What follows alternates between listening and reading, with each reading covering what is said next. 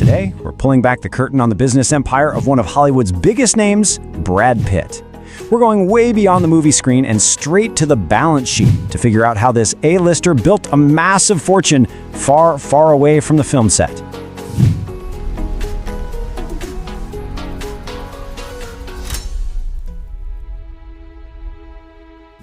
And this recent quote from a brand partnership, it really sets the stage for us today. The key word here is performance. Not just his performance as an actor, but his performance in the boardroom. It's all about turning that star power into tangible, high-performing assets. So here's our game plan for today. First, we're going to look at the man behind the movie star. Then we'll dive into his Hollywood power play, the production company Plan B. After that, we'll jet over to his French estate, Mediawan, where a fairy tale dream kind of turned into a legal nightmare. Then we'll check out his controversial move into luxury goods, and finally, we'll tally it all up to see how he became the $400 million man. All right, first up, let's kind of shift our perspective on Brad Pitt.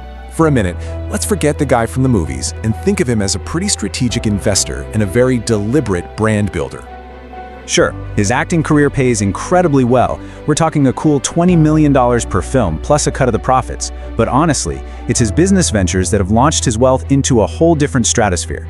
He's not just working for a paycheck, he's leveraging his fame into actual ownership. So, how does a movie star go about building a production company that's not just a vanity project, but a real powerhouse?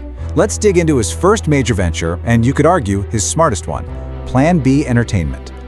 He actually co-founded this with his then-wife Jennifer Aniston, and Plan B almost immediately became this seal of quality in Hollywood. They weren't chasing the big superhero blockbusters. Instead, they focused on these powerful, story-driven films that other studios might have been afraid to touch. Now this is what's absolutely incredible. I mean, think about this. We're not talking about just making a few successful movies. We are talking about producing 3 separate Best Picture Oscar winners. That is just unheard of for an actor's production company. This thing was a legit tastemaker powerhouse. And here's where all that prestige turns into serious cash. He turned that critical acclaim into a massive 9-figure payday. This one deal alone reportedly got him over $100 million. And he still keeps a minority stake, so he's still got a hand in the game.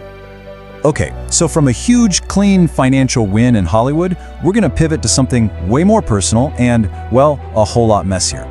Let's head to the south of France to explore the Chateau Miraval empire. This is a venture where business, family, and legacy all just collide. This place was so much more than a home. It was this grand vision for a family business. It's famous for its rosé wine, of course, but it also had this legendary music studio on site where icons like Pink Floyd and AC/DC used to record. So you can see how this all played out. It starts like a fairy tale, right? They buy this amazing place, they bring in the Perrin family, who are legit wine experts, to make it a success, and then it all just descends into this high-stakes legal war after the separation and Jolie's sale of her shares. And the difference between then and now, it's just stark. The whole idea was to build a legacy for their kids. Now, you've got legal filings from the company that bought Jolie's share, claiming Pitt basically misused the winery's money, sinking it into his own vanity projects instead of paying out profits.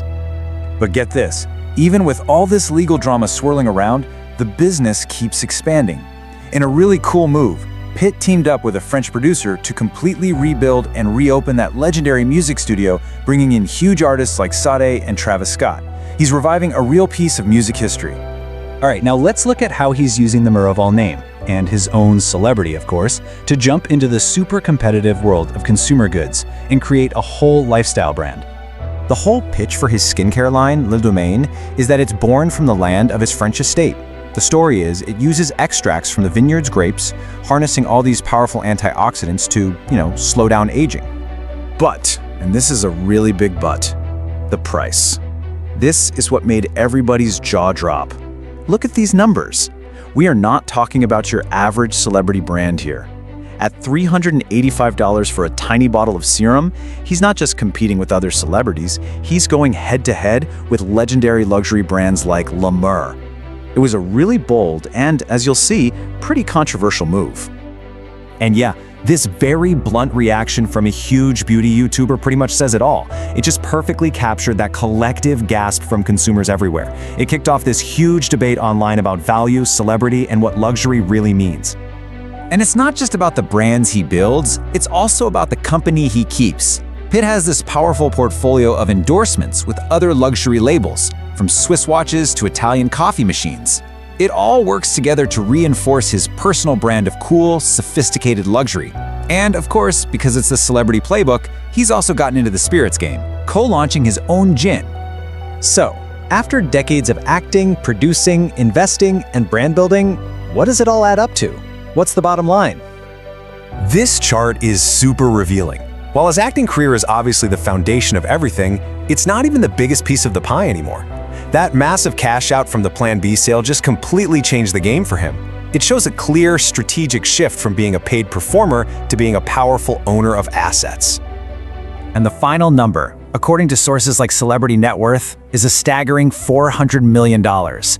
That figure really cements his status, not just as a Hollywood icon, but as one of its wealthiest and most business-savvy players. So, is this the future of celebrity business, or is it just a collection of vanity projects? The truth is, it's probably a little bit of both. The key takeaway is that Brad Pitt has absolutely mastered the transition from being an actor who gets paid to a businessman who owns assets. He's building a real, diversified portfolio. But with a luxury brand facing skepticism and a winery tangled up in legal drama, it just proves that even for a megastar, building a lasting empire is a performance that never really ends.